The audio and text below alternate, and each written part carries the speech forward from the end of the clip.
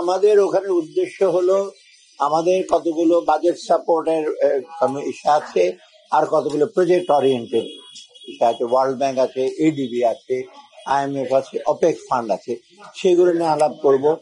দুই একটা চুক্তি হতে পারে ওয়ার্ল্ড ব্যাংকের সাথে, দুইটা চুক্তি অপেক ফান্ডের সাথে হতে পারে।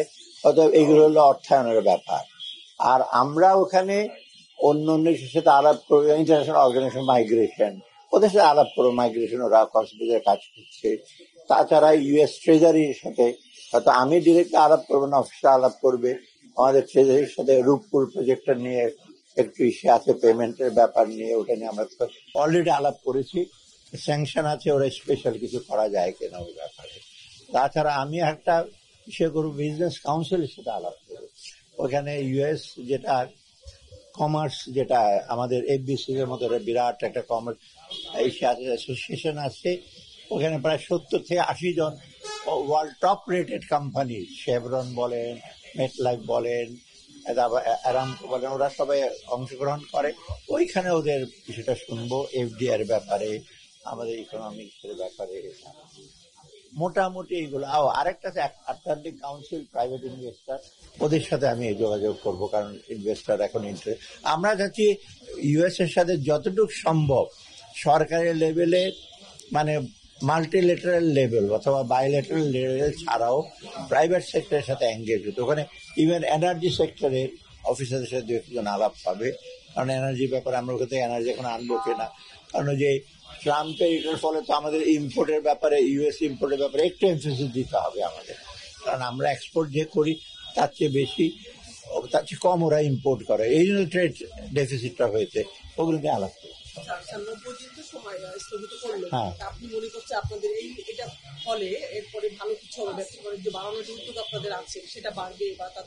নিশ্চয়ই আমরা তো এই আলাপ করবো।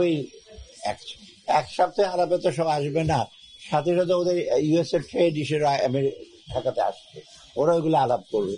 সব মিলে আমি আসার পরেও তো একটু কংক্রিট আর কি আমরা বুঝতে পারবো কি, আর অর্থনীতিটা তখন আমি জানতে পারবো।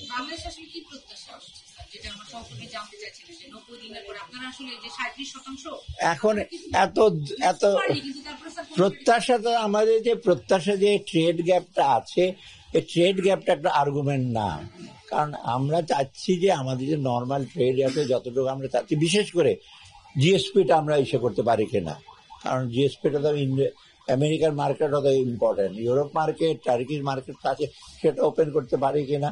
অথবা আবার সাথে সাথে আমরা এখন এই 3-4 মাসের মধ্যে চেষ্টা করবো এক্সপোর্ট, অলরেডি তো এক্সপোর্ট ডাইভার্সিফাইড করা আছে, কিন্তু সেগুলো ওইসব জায়গায় যাচ্ছে না, বিকজ আমাদের ব্র্যান্ড, কোয়ালিটি, মার্কেটিং এর ব্যাপার, সেগুলো কিছুটা ওপেন করা যায়।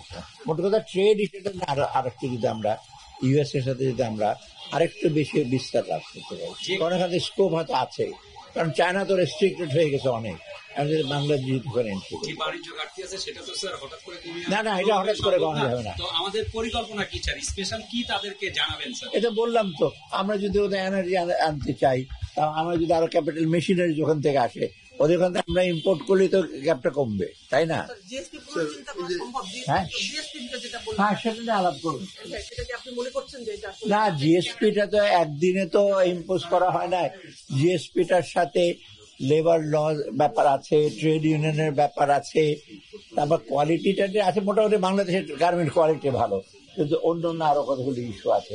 আর সবচেয়ে হলো GSP এগুলো আমেরিকাতে পাবলিক যারা ওপিনিয়ন, যারা সিনেটর, হাউস রিপ্রেজেন্টেটিভ, ওদের কিন্তু বিরাট একটা ইমপ্রেশন কাজ করে। ওরা বাংলাদেশ সম্পর্কে আমরা কি কাজ করছি, কি কি রিফর্ম করছি, থাকলে হয়তো ওরা পজিটিভ ইস্যু করবে। বেশি গুরুত্ব দিচ্ছে না না, আমরা চেষ্টা করব আমাদের ট্রেডটা যত আরো বা ওদের সাথে আরো গ্যাপটা কমানো, মানে আমাদের এক্সপোর্ট ডাইভার্সিফিকেশন করে যেন আমরা এক্সপোর্ট করতে পারি, সাথে সাথে ওদেরও যদি ইম্পোর্ট করা, তো গ্যাপ জিরো হয়ে যাবে, এটা সম্ভব না।